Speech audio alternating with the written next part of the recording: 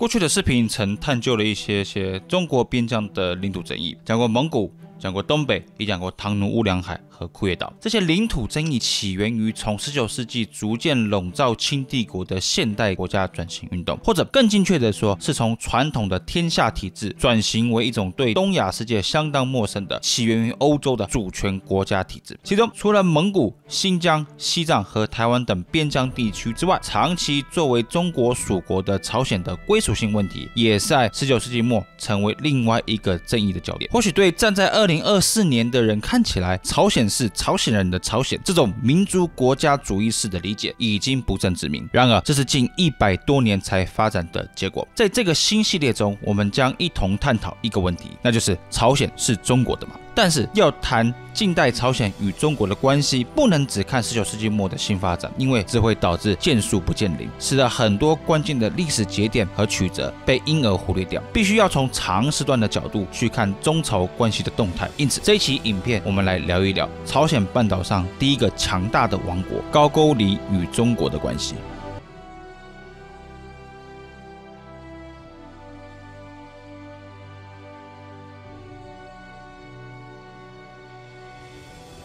如同历史上所有的国家一样，没有一个民族国家是自古以来便存在的。我们今天熟悉的朝鲜半岛，不是自古以来就有一个朝鲜主体民族在这个空间中活动。但反过来说，朝鲜半岛的政权也不总是中国政权的属国。早在周代，来自西边的周人集团开始于今天的河北省北部、辽宁西部等地建构起武装殖民据点，而这一批政团逐渐演变成所谓的燕国。我们千万不要把上古时代的武装殖民想成近代早期西欧帝国主义，有一个强大的殖民母国在后面支持殖民扩张，两者完全不是一回事。没错，周人的武装集团确实掌握了先进的农耕技术，而且有强大的动员能力，足以支持他们进行大规模的军事扩张。但周的贵族得到封地以后，往往不是殖民扩张的主要行动者，周贵族主要与当地的豪族合作，所以真正扩张的主体往往是底下的地方豪族集团。这些地方豪族拥有私人武装力量，同时也得益于周人分享的农耕技术，他们向农业地区进行拓垦。这种扩张模式甚至可以在2000多年后的清代汉人殖民者在台湾的行径看到诸多雷同之处。而周代的燕国也同样是底下的地方豪族各自向边区扩张，但这些扩张不是单纯的军事征服，更多的是与当地既有势力的联盟而产生的扩张。春秋战国时期，燕国的贵族豪族势力开始向辽宁东部、朝鲜北部方向扩张。然而，燕国的扩张在西元前3世纪末时被迫终止。为什么？因为当时西边出现了一个更大、更强的国家——秦国。西元222年，秦国灭了燕国，隔年秦国灭了齐国，统一了中国。秦朝建立了影响后代深远的皇帝制度，新形态的皇权体制兴起。同时，秦帝国的成立也影响周边国家，包含朝鲜半岛上的王国建立运动。我们来看一下实际关于半岛王权的记载。朝鲜王满来自过去的燕国，燕国全盛时期曾经统领征藩和朝鲜，在那里派遣官吏建筑张塞。这里我们必须停下来解释一下。我们可以注意到，《史记》称燕国全盛时期统领过半岛中部的征藩地区以及西北部的朝鲜地区。那实际所说的朝鲜又是在哪里呢？据传说，此朝鲜是由一位称为箕子所成立的部落联盟，在商末周初统治今天辽宁省西部一带。换句话说，这则史料也说明了朝鲜这一名称不是打从一开始就指的是今天的半岛，其实指的是今天中国的辽宁西部。史记又说，鼎盛时期的燕国会派遣官吏到朝鲜进行管理，还会建筑张塞，也就是在边境上建立军事堡垒。史记继续说道，当秦国灭了燕国以后，隶属于秦国的辽东外交，汉朝取代秦朝以后，评估半岛的属地太远了，很难防守，所以重新修复了辽东旧的要塞，以沛水为界，属于燕国。这里我们必须停下来分析一下。一般人通常会以为秦汉以后，中国就是将所有新征服地纳入郡县制，然后实行中央集权。这个说法不完全正确。一般稍微有点理智的统治者都会评估治理特定地区是不是划算。如果要赔本统治，在绝大部分的情况下都会放弃。秦国灭了燕国以后，秦国朝廷也在做评估，到底统治半半岛西北部对帝国而言有没有利，而秦朝廷评估的结果是无利可图。因此，秦帝国没有将郡县制应用于这个地区，而是视之为辽东地方的外教，也就是外诏。到了汉代，帝国不广设中央集权的郡县制，而是郡县与封建制度并行的郡国制。而在边疆扩张地带设置以汉帝国军队为核心的郡县，但在传统的中国大国区域，尤其是战国七雄的地区，持续采行封国体制。如果你打开谭其骧编的《中国历史地图集》关于西汉的部分，绿色部分就是汉帝国全盛时期的版图。看起来这是个一元的中央集权统治体制，但其实不然。汉初的情况是这样的：汉中一带延伸到四川盆地的黄色部分是汉帝国直接控制的郡县地。你可以把郡理解为军府。秦汉帝国透过郡的武力控制众多的县级领地，但秦汉的县的概念也与今天有很大不同。唐代以后，县的官员受中央政府节制，官员任命、预算开支，中央政府都能够全权过问。但汉代的县不是这样的，是相对独立的政治实体。县不仅拥有地方自主性，同时领导层也由地方的豪族势力施行。这方面我现在就不详细谈了。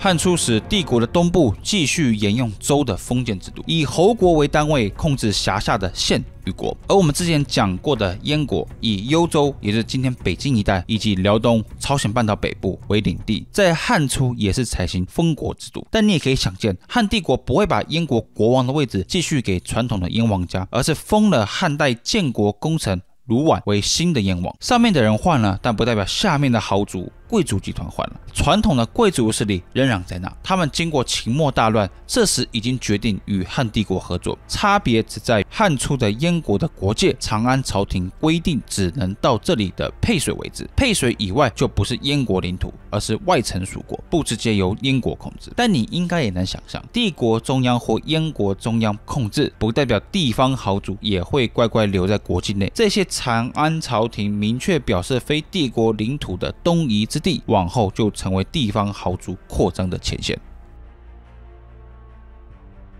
我们继续回到史记，这里说燕王卢绾谋反，逃入匈奴地区。卢绾的下属满也逃离燕国，聚集了1000余人，把头发改成蛮夷的样子，穿着蛮夷的服装，向东边逃离燕国国境，渡过了沛水，占领了过去秦帝国留下的军事要塞。什么意思？史记所称的满，史学家一般称为魏满，过去是燕国人，应该也是有权有势的豪族集团成员，但在与汉帝国的冲突中败下阵来，因而魏满带着几千人从燕国的辽东逃到了朝鲜半岛北部。魏满一行人换掉了中国法式与服装，改成东夷的样子。这批燕人集团以过去的军事堡垒设施为据点，定都于一个称为王显城的地方，也就是今天的平壤。以此为基地，魏满集团在朝鲜中部建立起自己的势力。这个势力包含3种人，也就是史记说的半岛中部的征藩、西北部的朝鲜蛮夷，以及不服从汉帝国的燕国、齐国旧势力。但我们也都知道，汉初的内外政局非常不稳定，北有匈奴，内有旧的大国势力与崛起的汉国家的军功贵族，搞得汉高祖朝廷一个头2个大，因而没有余力去处理魏满势力。等到帝国内部逐渐稳定以后，也就是这里所说的汉惠帝高后时代，天下安定，驻守辽东的太守招魏满为外臣，保卫帝国边疆，不让蛮夷侵扰边境。各蛮夷部落的首长若想要觐见天子，魏满也不得禁止。辽东方面将此事禀奏朝廷，皇帝批准同意，因而魏满可以凭借兵力和经济资源侵略收服周边的小型部族，征藩领屯都归附于魏氏朝鲜，领地多达方圆数千里。这份记录是历史上首次有个明确以朝鲜半岛为基地的政权向中国皇帝称臣，名义上纳入帝国属国的行列之中。根据司马迁的记载，魏满集团为了不受汉帝国的影响，虽然称了臣，但是还是改变了他们的法式和服装，融入半岛当地的文化。然而，虽然魏满政团做了诸多改变，但他们还是很强调过去自己与燕国的关系，所以才能成为帝国辽东方面的属国外卫的名号。魏满集团以此名号将当地的部族逐渐纳入自己的掌控之中。我也必须再次强调，魏满政团在此地的扩张，绝非近代欧美帝国主义式的军事征服，而是纳入既有的地方豪族，成立联合政团。但喜欢历史的朋友们应该也都知道，汉武帝刘彻上台以后，开始对四方进行军事扩张。西元前108年，汉帝国大军开进平壤，魏氏政权亡国。此后，帝国在朝鲜中北部设置4郡，后并为2郡，也就是这份地图所称的乐浪与玄兔郡。这个郡国体制在朝鲜西北和中部实行了400多年之久。即使汉朝廷衰弱灭亡以后，后来的中国政权仍以郡为单位，持续控制半岛西北部和中部。但这就代表中原王权直接统治这块地方吗？其实不然，就像我们已经说过的那样，最新的研究已经推翻了20世纪以来对于郡县制的简单理解。现代学者已经发现，汉朝郡县制有很显著的中央集权成分，但同时也蕴含了强大的封建倾向。一个县可以是一个类似于国的单位，也就是所谓的县国。而郡县制范围内的人群，也不只是编户体制下的汉帝国属民，也就是汉人，还有很多的适夷之人也杂居其间。在朝鲜半岛的西北部一带，虽然隶属于汉的玄兔郡，但在这个郡的底下有一强大的外夷县国，一群据称来自北方扶余，在西汉时内附帝国的高句丽。我们来看一下《三国志东夷传》的记录。关于高句丽的记录的篇幅还不少，我就不完整翻译，有兴趣的朋友可以自行在网络上找找，随便都能找到。《三国志》说，汉朝廷授予高句丽鼓吹仪仗和使人，时常从汉帝国的玄兔郡接受朝廷赐予的衣服头巾。汉廷让高句丽令主负责管理民籍。后来逐渐骄横，不再到玄兔郡操控。后来到了王莽时代，政府要征调高句丽士兵来讨伐胡人，高句丽人不从，王莽强迫征调，所以很多高句丽人逃出塞外，成了寇盗。辽西郡的太守田谭出兵追击高句丽逃兵，但被高句丽人击败杀死。辽西当地的地方政府将罪责归咎在高句丽侯周头上。当时的大司马将军严尤上奏朝廷，称这是默认犯法，不是因为高丽侯周，帝国应该安抚慰劳他们。现在很多人都被定上大罪，我担心会引起反乱。王莽不听，命令严尤率军攻击周。严尤用计让高丽侯周到军营，然后将之斩首，将周的项上人头送到长安。王莽看了大悦，布告天下，将高句丽改名为夏勾黎。那个时间点，夏勾黎的行政层级是侯国，直到汉光武8年，也就是西元32年，高句丽王派遣使节到中国朝贡，才开始建其称王。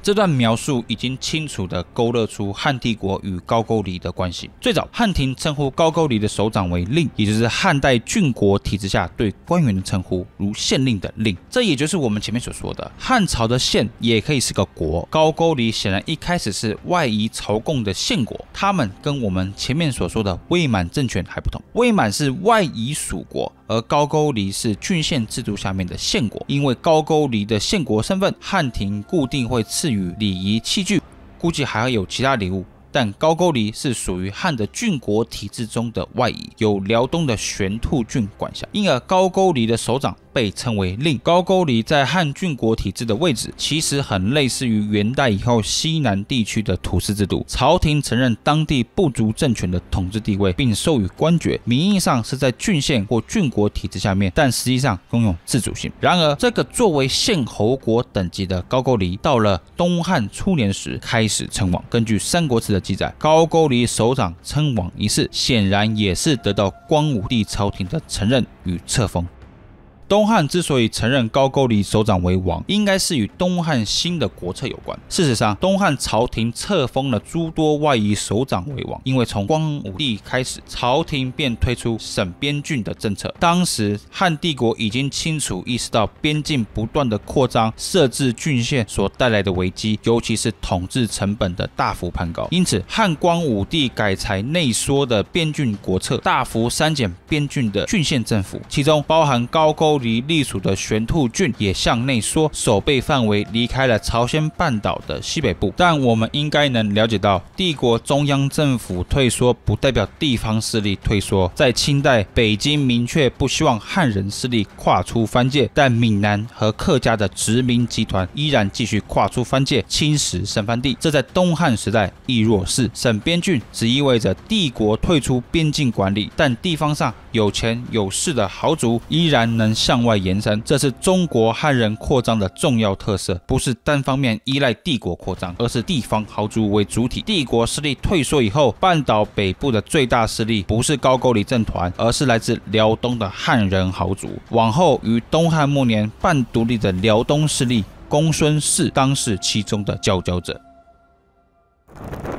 西元2世纪末，以道教太平道为意识形态核心的黄巾之乱爆发，彻底削弱了汉帝国，进而军阀兴起。其中，公孙氏以幽州、辽东为基地，将半岛西北部纳入势力范围。《三国志》里头说，这时的公孙氏东伐高句丽，西击乌丸，威行海外。换句话说，尤其在汉帝国衰弱以后，公孙氏的辽东政团开始在东北亚攻城略地。如果你自己去翻谭其骧著名的中国历史地图集的三国部分，你只会看到魏蜀吴三国的领地，辽东部分至朝鲜半岛北部一带都是曹魏的领地，完全没有公孙氏辽东政权的存在。这牵涉的原因很复杂，但关键在于在书本上画地图只能以某个特定时间点为准，而谭其骧团队最终决定以西元236年蜀汉灭亡前为三国版图的基准，但在那个时间点，燕国早已臣服曹魏，所以你在这份历史地图上看不到丝毫公孙氏的影子。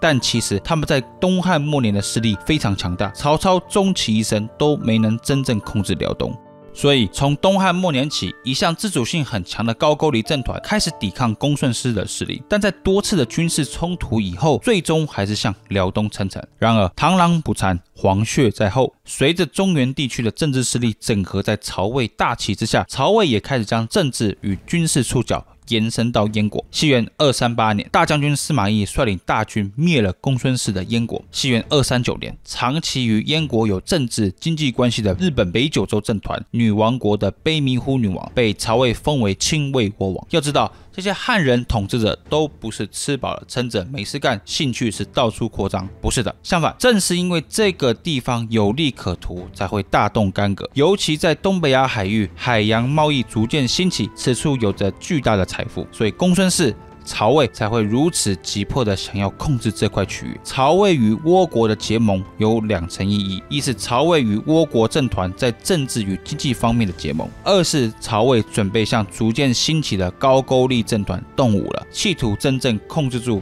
东北亚大陆的贸易枢纽区。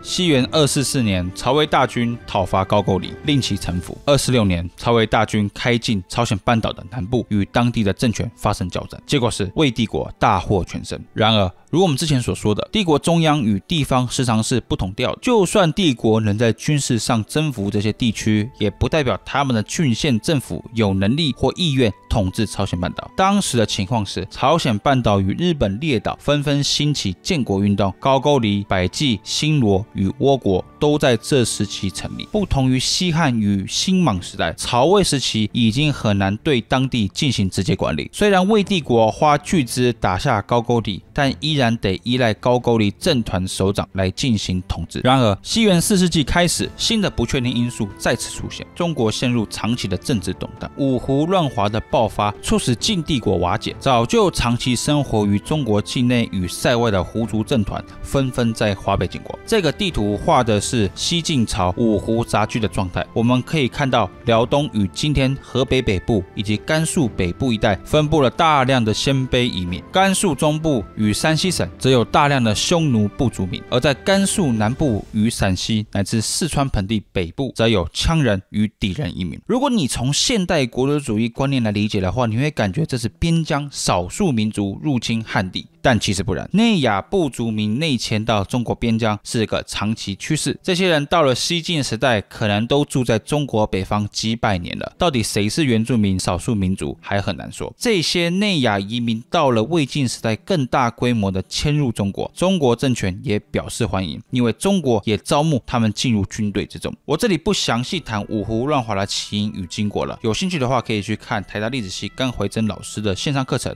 和 podcast。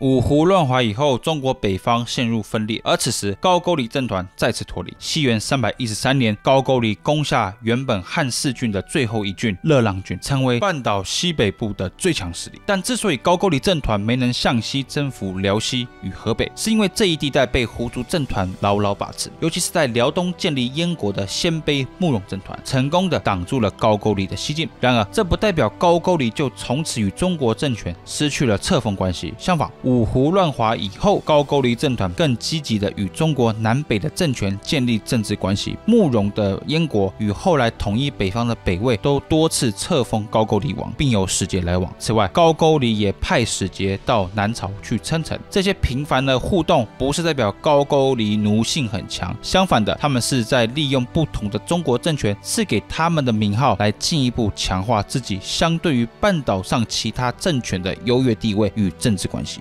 正是从西元4世纪的五胡乱华以后，高句丽正式开始了自主建国的道路。即使高句丽仍持续不断的与中国南北两地的政权保持朝贡关系，但都不减高句丽作为一自主之国的新情势。与此同时，半岛南部的新罗与百济也越发强大，开始建立自己的政府、社会组织，有效的扩大军事动员能力。半岛在5世纪中叶进入高句丽、百济、新罗三国争雄的时代，三方打得非常焦灼，而西边的华北地带也逐渐出现统一政权，再次带给高句丽巨大的威胁。北魏鲜卑政权从统一华北胡族国家以后，就自称为中国皇帝，并且要继承大汉天下。这个声称不只表示北魏要建立起与汉帝国相似的政府组织，同时也剑指拓跋魏的领土也要继承汉帝国。因此，不只包含南朝的领土，还包含东北亚的高句丽，都是北魏扩张的目标。往后的隋朝与唐朝也都延续这个关于恢复汉天下领土的意识形态，强调继承汉在政治上的正统与制度，以及整个天下。隋帝国的进一步整合与统一，也让他们重新将目光放回到了东北亚，但不单纯是一种关于政治空间的意识形态。对于隋帝国来说，将东北亚及其海域纳入帝国的势力范围之中，是有巨大利润可图的。因此，拿下高句丽便成为隋帝国的第2任皇帝炀帝的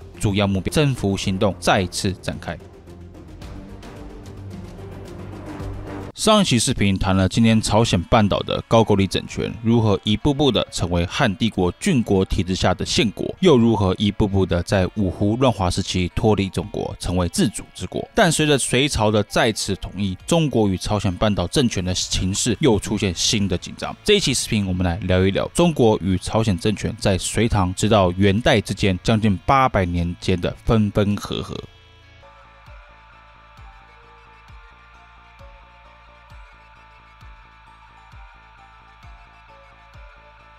西元589年，开皇9年，北方的隋国大军大破南边的陈国，将近300年的分裂时代告了一段落。再一次有一个政权统一了中国。隋帝国的统一当然是一次军事征服，但军事征服绝非唯一的因素。隋文帝在篡周以后发表诏书，称他要依汉魏之旧重新建国。这个宣称不只是要恢复汉魏时代的制度，更大程度上也宣告新的王朝要继承汉魏的天下领土，就如同罗马帝国一般。即使西罗马帝国灭亡了1000年了，近代早期的欧洲仍有政权强调自己是罗马的继承人。汉帝国即使灭亡了几百年，汉天下作为一种政治符号的吸引力依然强大。既然隋帝国主张自己继承了汉魏的正统，原本是汉郡县的高句丽领土也应该在隋的控制之中。然而，这只是意识形态层面的考虑而已，还有更多现实的因素必须要考虑。对一般人而言，意识形态往往就是全部，但对统治精英来说，需要考虑的层次就更加复杂了。最直接的问题是，直接统治高句丽到底划不划算？高句丽所控制的半岛西北部以及辽东、吉林一带，在当时的东北亚贸易圈中具有举足轻重的地位。这里是东北亚海域与内亚、中国之间的十字路口，能控制这里，当然对帝国来说会带来在经济上的巨大利润。但紧接着的问题是，统治这块地区所需要的成本会不会高于它能带来的利润？如果你还记得上一期，曹魏也花了巨大的心力让高句丽屈服，使之隶属于魏国的郡国系统之下，但结果是中国统治者仍然必须依靠当地的高句丽首长才能进行有效治理。高句丽统治精英的自主意识在往后将近300年的中国分裂中又得到进一步的强化。绝非高句丽人民有民族国家的意识，而是高句丽的统治集团想要掌握对这块地方的政治大权，因为这对他们来说有极大的好处。考虑到这些复杂因素以后，我们其实可以说，对隋朝来讲，征伐高句丽似乎不会是个太好的选择。我们来看一下《隋书东夷传》中隋文帝时期对高句丽问题的考虑。开皇初年，高句丽频繁派送使节入朝，但是等隋朝平定南边的陈朝以后，高句丽王汤大惧，开始练兵累积粮食，为防止隋帝国入侵而做准备。开皇17年，西元597年，隋皇帝赐予高句丽王国书，说：“朕受了天命，肩负着爱护与教化的责任。我委派你在海的一角为王，就是希望你能实行教化，使得不同族群都能实现各自的愿望。你高句丽王时常派遣使节朝贡，虽然自称是藩属国，但我没有见到你的诚意完全展开。作为朕的臣子，你应该与朕同心，但你却迫害漠河人、封锁契丹人，这些外夷属国都对我朝俯首称臣，都尊敬良善与渴望正义，但为何你对他们有如此恶毒的害人之心呢？”这里继续说道：“朝廷派遣使节到高句丽进行慰问，教导你为政之术，你却让使者待在空荡的馆舍里，严加防守，意图闭我朝使节之耳目，永无闻见。”这是篇非常长的国书，后面的部分我就不继续翻译，有兴趣的朋友上网搜寻一下，都是免费资源。你读了上述的这段记载，我必须提醒，绝对不能只从字面去理解，更精确的说，不能单纯从隋的角度来理解。从隋的角度看来，他们觉得自己真心换绝情，我对你高句丽这么好，你居然欺负我的小弟契丹与漠河，我派遣使节去指导你，你却把他关在空无一物的房间里，这些都是隋朝单方面的说辞。实际情况应该是，隋帝国对高句丽最感冒的地方是这里所谓的驱逼漠河，固尽契丹。我们来看一下地图，这里是高句丽，这里是隋帝国，这里则是契丹，势力范围约莫在今天的河北北部、辽宁西部与内蒙古东侧。这里是漠河，势力范围大概在今天的吉林与黑龙江省。我们光看这张地图，大概就能推测高句丽的计划是控制住东北亚大陆的枢纽区，因而他企图将漠河、契丹纳入掌握之中。很明显的，高句丽绝非想透过纯粹的军事征服来达成目标，而是要与漠河、契丹的政团形成结盟关系。从地图上可以很清楚地看出来，东北亚的整合势必牵动隋帝国的利益，帝国不愿意一个大高句国出现，所以这是为什么隋文帝朝廷对高句丽驱逼漠河、固尽契丹这么感冒的根本原因。然而，有一个更重要的玩家却在这则史料中没有出现，那就是此处的东突厥。隋帝国与突厥系政团的冲突已经从6世纪末开始越演越烈，隋官方不能再容许高句丽与突厥联盟，所以隋要频繁的派遣使节到高句丽，名义上是问笔人情、交笔证书，但实际上是企图监视甚至阻止高句丽与外部的结盟。隋朝廷试图利用东汉以来的世夷宗藩制度，以朝贡称臣的关系来控制高句丽。这篇国书的最后，隋文帝语带威胁的说：“有善必赏，有恶必罚，四海之内俱闻正旨。”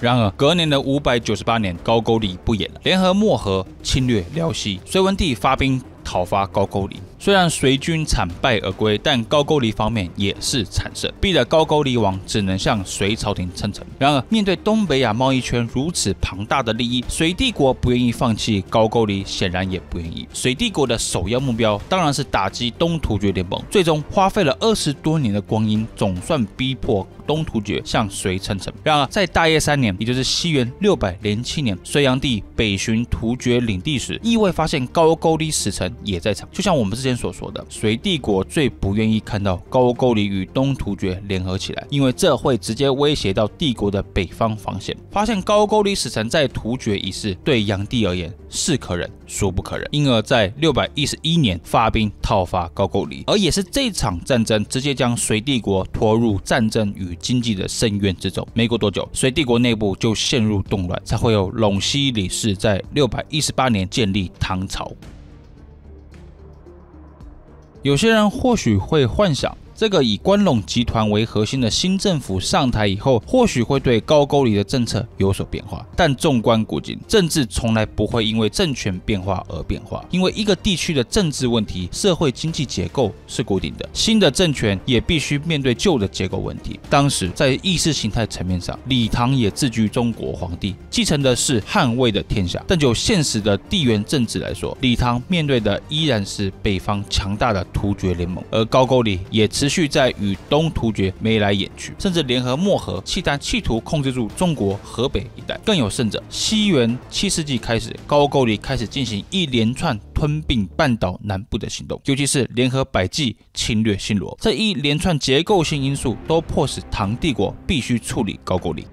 西元642年，高句丽政坛发生政变，大将元盖苏文杀死高句丽国。唐朝廷得知以后，唐太宗宣布进军高句丽。这里说，太宗告知臣僚说，辽东是旧中国所固有，是从魏晋到北周才被放到边疆之外。隋帝国适度出兵高句丽，都是因为丧失纪律而败。高句丽杀无数中国良善百姓，现在高句丽武将杀死了他的王，以为自己凭借天险就得意起来了，正好几个晚上都在思考而睡不着，要为中国的子弟报仇，也为高句丽王复仇。今天九州安定，只剩这一个小角落没搞定，用将士之余力平荡妖寇。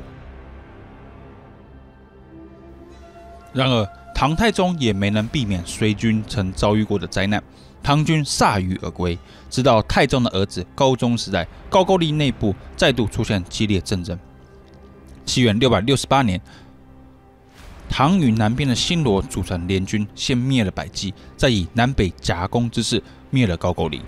然而，高句丽灭国了，但结构性的问题仍然存在。即使唐帝国兵威强盛，但马上毕竟不能治天下。当时最关键的问题是，唐朝廷有人能管理这块地方吗？自西汉中叶以来，中国政府已经意识到，他们必须依靠高句丽的政团首长才能征到税，因而开始将他们纳入汉郡国体制之中，而成县国，并授予高句丽首长中国官职。这个情况到了东汉时期，中国皇帝甚至加封他们为王，实际上就是承认了高句丽首长的自治地位。这个自主地位经过五胡乱华，到了隋唐时代，只能说更加强大。即使唐帝国在7世纪末叶能联合新罗灭了百济与高句丽，统一半岛，但是唐廷对这块地区的统治仍然必须依靠新以及半岛上的豪族联盟才能进行。这一来一往，强化的是新罗在半岛北部的影响力。新罗的势力很快取代了唐帝国。西元676年，新罗占领了整个半岛，帝国的都护府只能退回辽东。同时，新罗向唐帝国称臣纳贡，而帝国也不愿意再烧钱，承认新罗的自治属国地位。唐帝国是务实的，只要新罗不与突厥联盟，损害帝国的北方边境的利益，帝国也不会过多干涉新罗内政。你也完全可以想象，虽然新罗统一了朝鲜半岛，但统一往往都是下一个危机的开始。新罗与东北亚大陆的政治局势并没有变得比较平静，大概位于今天黑龙江、吉林一带的区域也开始出现独立建国的王权，也就是渤海国。唐中叶以后，新罗、渤海、唐帝国与日本发生更多的冲突与联盟，这是非常复杂的历史，我这里也就点到为止。但大体来说，东北亚地区的政局是各个政治实体越发独立，唐帝国基本上也没兴趣直接控制他们。这个情况到了辽金宋时期变得更加稳固。虽然新罗王国在10世纪被推翻，但很快的半岛上就出现了新的统一政权，那就是高丽王国。即使后来崛起的契丹、女真也都先后入侵过高丽，但高丽始终都能在军事上进行抗衡。然而，这个局面到了13世纪遇到巨大的挑战，因为又有另外一群内亚政团崛起——蒙古。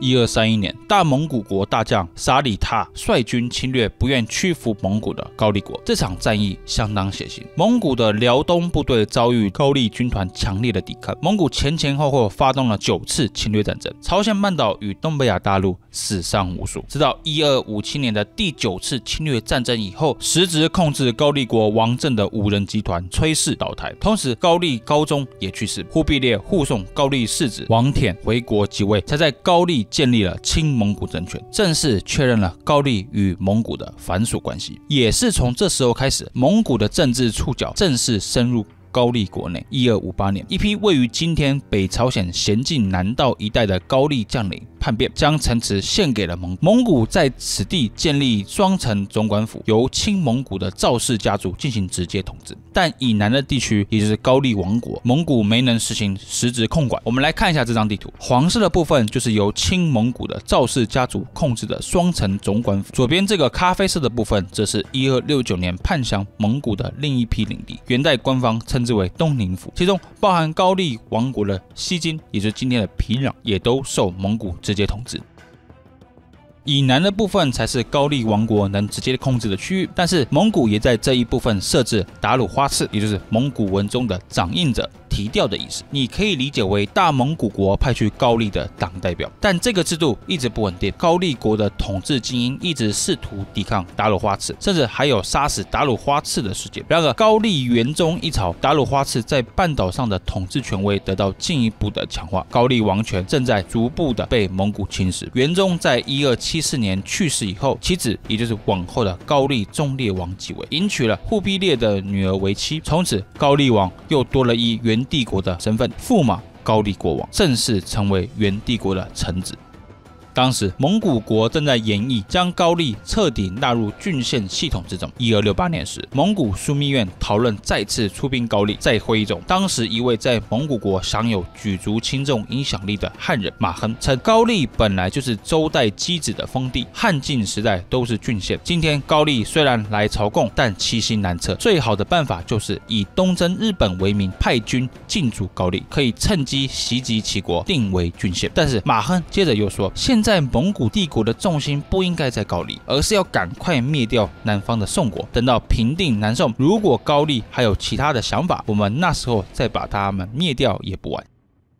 然而蒙古在南方遭遇南宋军队强硬的反抗，久攻不下，忽必烈最终同意了他的汉人官员的谏言，不能只当蒙古国皇帝，还必须成为中国皇帝，才能让南宋军民臣服。1271年，忽必烈宣布登基为中国皇帝，国号大元。在高丽方面，大元蒙古帝国也宣布改高丽西京，也就是今天的平壤为东宁府，正式将朝鲜半岛西北部纳入郡县体制之中。当时的情况是，蒙古直接统治了以平壤为核心的半岛西北部，但高丽仍然控制中南部。但元朝会派遣像是达鲁花赤这样的官员监管内政，双方以今天北韩黄海北道的密尔山为大致分界。1279年，南宋灭亡，元朝廷重新把目光放回东北亚大陆。1280年代，元朝廷将中国分为10个行中书省，包含高丽也成为征东行中书省。高丽王的正式头衔也变为元代中国的官僚，也就是征东行中书省右丞相。看起来元朝是卯足了劲，企图直接控制住朝鲜半岛，完成自汉代以来中国政府没能企及的目标。我们大概也能想象，高丽国内对于并入郡县之举非常不满，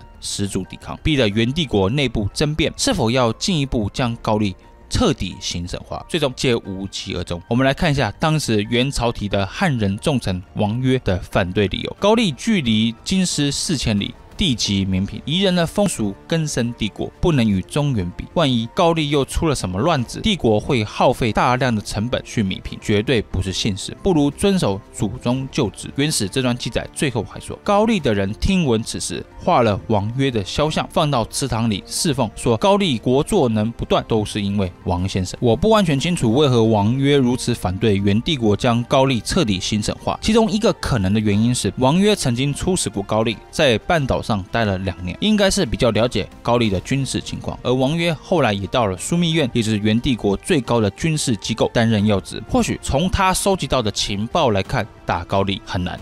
无论如何，元帝国就是没能执行直接统治高丽的计划。但或许如果元帝国国祚长一些，很有可能最终高丽也会逐渐形神化。但元帝国在忽必烈称中国皇帝的不到1个世纪以后，便在1340年与50年代进入大动乱之中。当时元末最强大的起义军红巾军中的一股军团杀入了辽东与朝鲜半岛，甚至一度占领了平壤，逼得当时的高丽国王恭明王离开首都开京。但很快高丽方面的武人贵族集团集结部队，击退了红巾军。这一红巾军事件直接导致地方武人的崛起，如出身半岛中东部的大贵族崔寅，以及更有影响力的泉州李氏的李成桂。李成桂家族在蒙古时代是降元派，是双城总管府的重要军事家族，而李成桂集团与崔寅集团就是高丽王朝最后的2个武人权臣。最终李成桂建立了朝鲜王国，这段历史非常精彩，但也不是我这里能说清楚的。有兴趣的朋友可以去看看韩剧《六龙飞天》，就是在讲李氏朝鲜建国的这段历史。基本上我认为这是我看过最好的历史剧，非常推荐。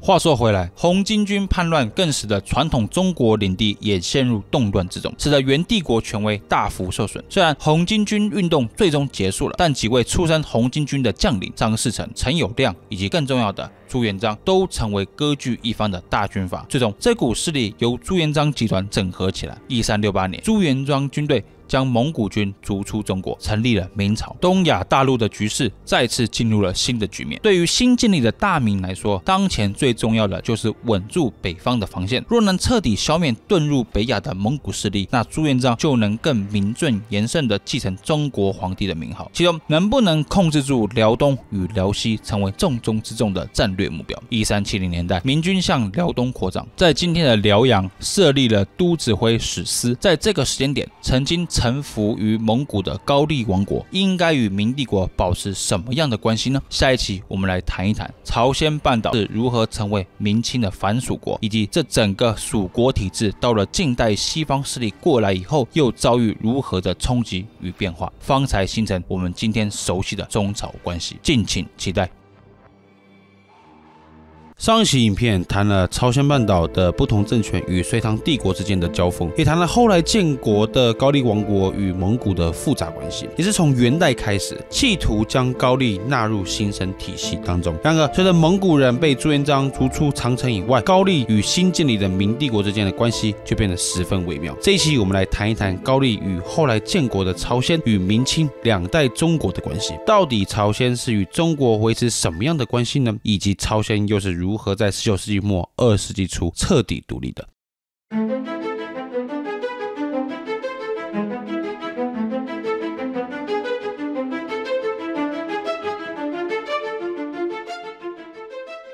1368年，吴王朱元璋在南京即位，并在同年拿下了元大都，也就是今天的北京，将蒙古元势力驱逐出中国，正式建立明帝国。大明成立以后，使得东亚大陆的政治局势出现巨大的变化。对于高丽王国而言，才在不久前臣服于蒙古人，如今新的局势逼得他们必须尽快厘清高丽与民国之间的关系。到底高丽是加入蒙古阵线，还是加入新成立的明帝国行列？如我们在上一期所说，蒙古积极将朝鲜半岛纳入大元帝国的行省体系之中，企图完整控制整座半岛。虽然元朝廷仍然给予高丽极大的自主权，但这个吞并半岛的意图已经非常明显。所以可以这样说，蒙古将行省化的计划随着明帝国的成立而终止了。所以对高丽而言，现在只要明帝国无心彻底控制住半岛，高丽应该不会回去蒙古的怀抱。朱元璋也很了解这个政治格局，所以于1373年，明太祖发表《皇明祖训》，详细规定了明朝后任的皇帝必须遵守的事项。朱元璋在序里说，所有我的子孙必须要听从我的训命，不准耍聪明，乱我已颁布的祖宗之法，一个字都不准改易。其中朱元璋列了几个不征诸夷国，第一个就是朝鲜国。你可能会觉得奇怪，当时国名不是叫做高丽吗？怎么这里称朝鲜？没错，因为我们现在所看到的版本是1395年的更新版，当时高丽已被朝鲜给取代，因而这里写的是朝鲜。朝鲜的第一代王李成桂非常积极的想要得到明帝国在中藩关系上的认可，但朱元璋在世时不愿意授予朝鲜国王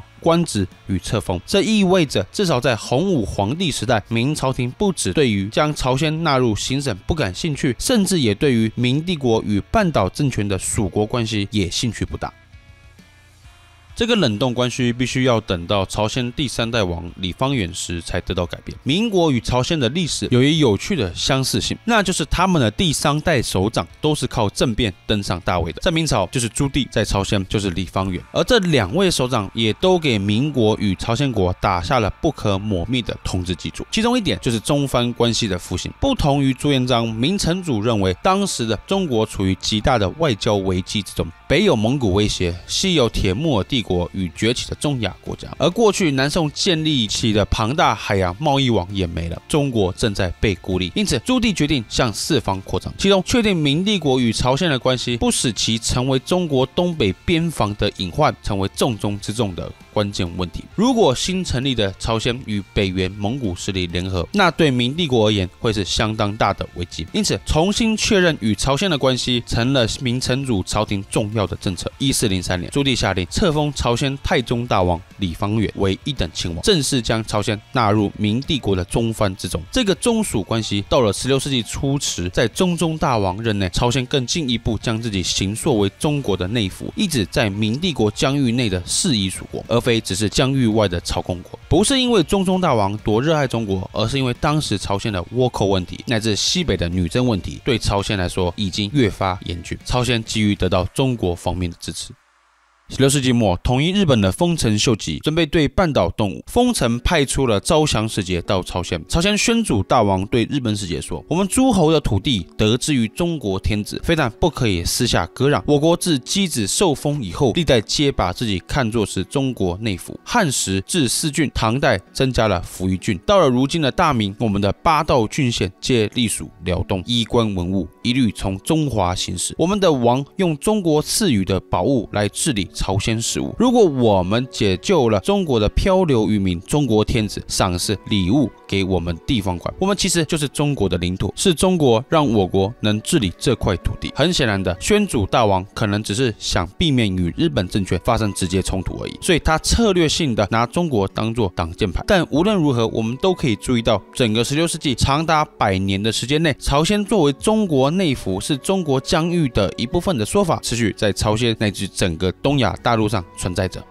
这个说法在经历16世纪末的壬辰倭乱或者是万历朝鲜之役以后变得更加稳固，甚至明帝国内部也开始讨论是否要将朝鲜行省化，彻底控制住半岛。当时的兵部尚书李真建议万历皇帝派遣全权大臣到朝鲜，控制朝鲜的军事和后勤资源。这个不是李真一人的意见而已，当时明帝国的其他高级官员也有此想法。有一份奏折称为《经理朝鲜事宜》，细节的讨论了如何统治朝鲜的问题。这里说万全之计就是要在平壤、开城2个地方设立军政，此处西边接鸭绿江与旅顺，往东可以增援王京，也就是今天的首尔与乌林。情况好的话，可以从此派遣轻装部队寻找机会；情况不好的话，则可以此2处为据点，压制日本侵略的行动。这个区域要实行练兵、屯田，用汉法治理，教导朝鲜人商业与工业，开财源作为支持战争的花费，选贤与能，选任信任的军长，部署到朝鲜8道之中。换句话说，这份奏折认真考虑将朝鲜纳入中国的统治之中，不只是要执行军屯，还要在当地直接征税与管理，并派遣中国军官到朝鲜各地直接控制军政。这对明帝国的很多高级官员来说是合理的扩张，因为中国支援朝鲜的最大难题就是后勤补给线太长。这也是为什么这场大战以后，中国基本上处于财政崩溃的状态，就是因为后勤补给带给帝国巨大的压力。但结局是万历皇帝没有采行这项意见，朝鲜不受中国军队的控制，造成明朝成本大幅攀高。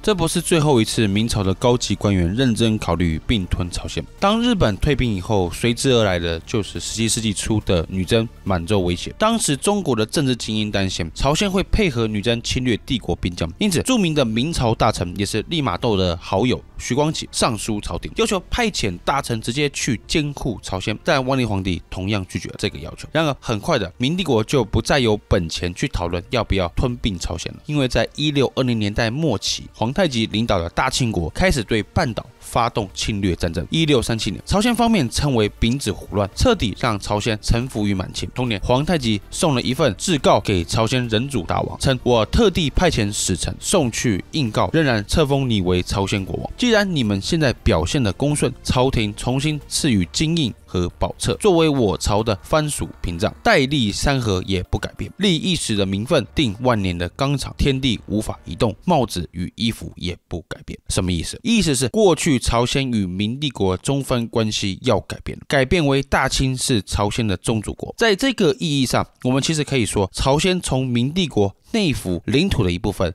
转变为大清领土的一部分。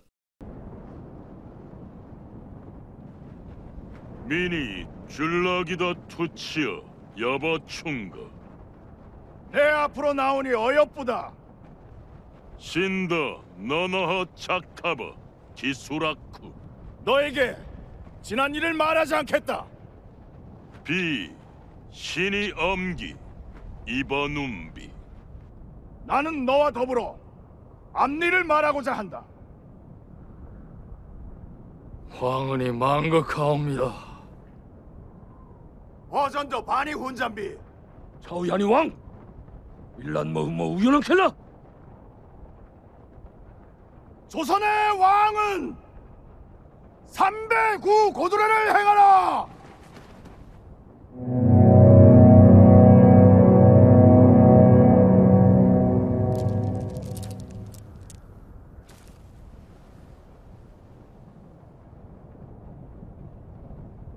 어머! 밀매요!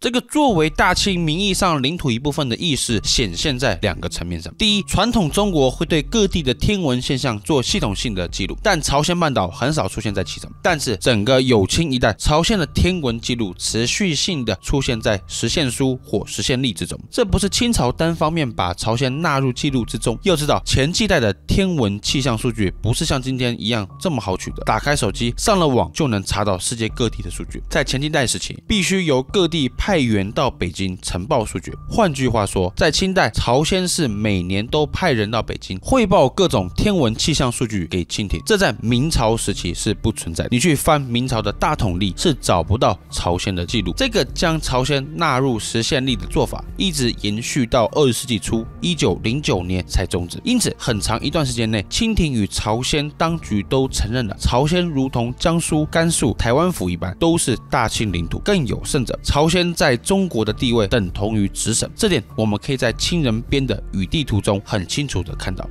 我们来看一下康熙朝的皇语全览图，你可以注意到，在以汉人为主的区域，主要是以汉字标记地名。我们拉近一点，看一下黄海这块区域，长城以南地名皆为汉字，这里是天津，这里是北京。但是过了长城以后，全部都以满文标记，包含黄海另外一边的朝鲜半岛，同样作为藩属国的琉球以及东南亚国家，连标记都没有标记。这并不是18世纪中国才有的特殊现象，这是19世纪初出版的大清会典上的语图，其中也包含了朝鲜。因此，从天文气象记录和地图的角度来说，满洲政权一直视朝鲜为帝国版图的一部分。朝鲜在清帝国的行政架构中，既是内府，也就是帝国版图内的藩属国，也等同于行省层级的单位。这点表现在清帝国对朝鲜礼仪的规定之中。这是乾隆年间编制的《大清通礼》，在涉及朝鲜礼仪的部分，明确表示，若有大清使者进入朝鲜境内，朝鲜官员必须如直省之仪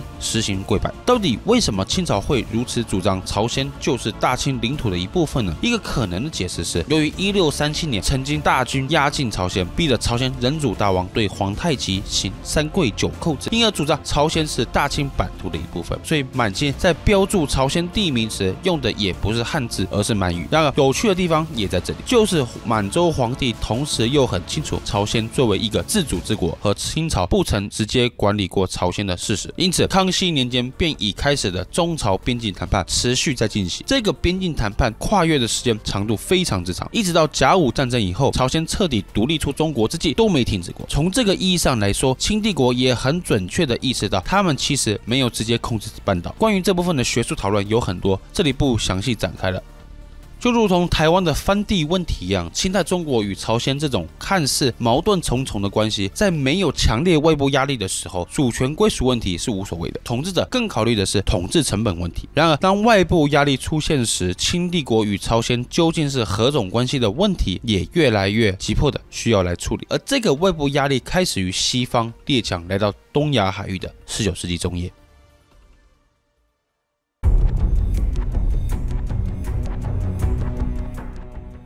1842年，强盛一时的清帝国在鸦片战争中输得一塌糊涂，西方列强蜂拥而至，进入到东亚海域，寻求更大的贸易与殖民利益。如我之前视频所说的，朝鲜在东北亚的贸易圈中有着枢纽一般的位置，很快在19世纪下半叶成为欧美列强看中的目标。然而，如同16世纪与日本打交道时，19世纪末的朝鲜仍然对外强调自己是中国的内附属国，没有外交权利，要谈去找北京谈。所以在很长的一段时间内，若遇到朝鲜外交问题，列强是直接去找北京。其中最想在朝鲜扩张的日本帝国开始想要挑战这个行之已久的中藩关系。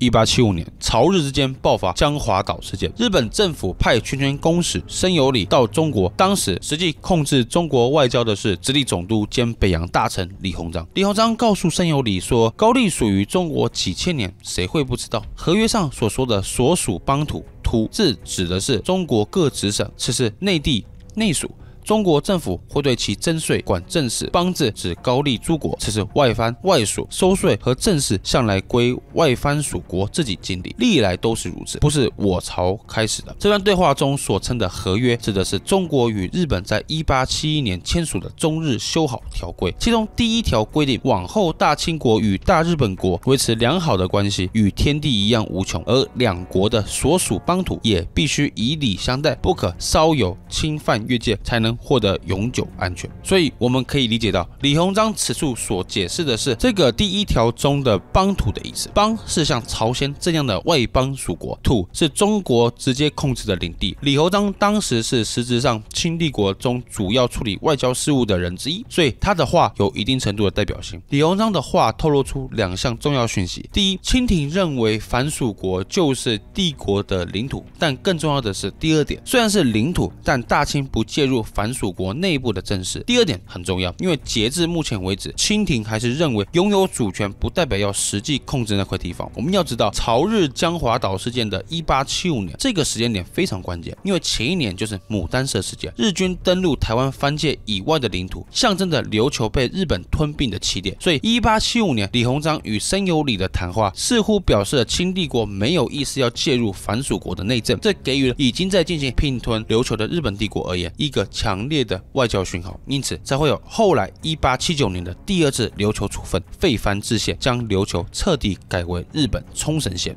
受到现行历史教育影响下的人，听到李鸿章和清廷对藩属国的态度，或许直接的机械式反应就是腐败无能。但如果你真的回到当下复杂的历史情况来看，清帝国显然没有太多意识与精力想要与外部发生冲突。毕竟经过10几年的太平天国之乱、捻乱与回乱等等，当时的北京战略重点不是东南沿海外的小国，而是如何从俄罗斯帝国手里拿回新疆。因此，在处理琉球问题时，大清采取的是比较保守的方针。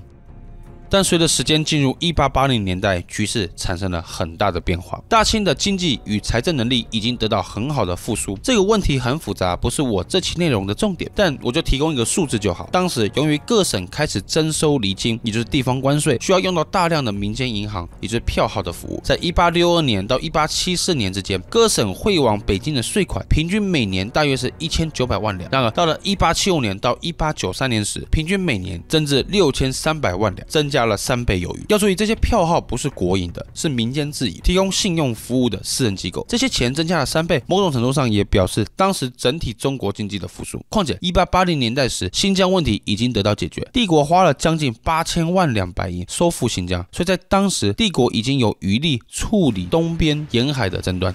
当时日本步步紧逼朝鲜，朝鲜方面倾向中国的派系对此一局势非常恐慌。1880年，朝鲜派驻到日本的外交代表，后来官至朝鲜总理大臣的金弘吉，他与中国驻日本大使何如章、黄遵宪有非常密切的往来。黄遵宪写了一篇论文，名为《朝鲜策略》，主张朝鲜必须要向中国学习改革现代化。其中，黄遵宪希望朝鲜政府奏请海陆诸军启用中国龙旗为全国徽制。后来，何如章上奏北京朝廷的奏书，主持朝鲜外交议，也强调朝鲜是在亚洲，如同欧洲与土耳其为边疆必争之地。我大清龙兴东土，先帝朝鲜，而后发明。在康熙、乾隆朝时，什么事情都会汇报给朝廷，几乎没有不同于内地的郡县。中国与朝鲜的关系与越南之疏远、缅甸之偏僻相去太大了。换言之，何如章重点强调朝鲜的战略地位与价值，大清应该要将这个与内地无异的朝鲜纳入直接统治之中。接下来，何如章继续强调，所以我主张中国今日之事，应该要在朝鲜设立中方的办事大臣，如蒙古、西藏之例。凡内部的政治、对外的条约签署，皆由中国为之主持。如此一来，外人才不敢觊觎，这才是上策。我们可以注意到，300年前晚明主张中国直接控制朝鲜的议论又回来了，但这一次晚清朝廷没有像万历皇帝那样拒绝，而是确实落实了何如章与黄遵宪的对朝策略。1885年，袁世凯接任大清国驻朝鲜办事大臣，开始彻底干预朝鲜的内政。自1637年的丙子胡乱以来，大清就未曾在半岛上驻军，这个情势随着袁世凯的到来而被打破。